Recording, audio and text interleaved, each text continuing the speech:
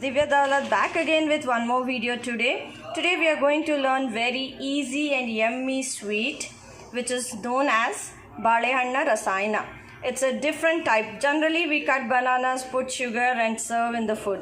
But this is little twist. So let's watch over here. So in the mixie I am taking some coconut, fresh coconut. Dry coconut wouldn't be preferred for this. It's always fresh coconut. I've just cut into some pieces. Now I'm going to add some cardamom. I'll add some sugar. Now I'm going to add some fried chana.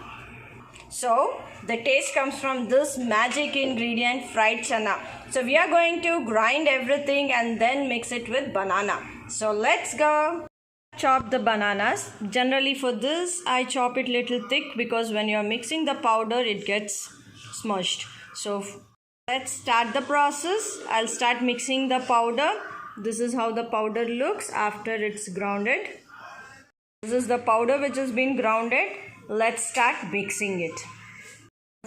Now it's ready and you can serve this. Now this is a very easy and yummy dish, and sometimes when you don't have any other sweet or when you have lots of bananas, you can just try this. This is one of the easiest dish.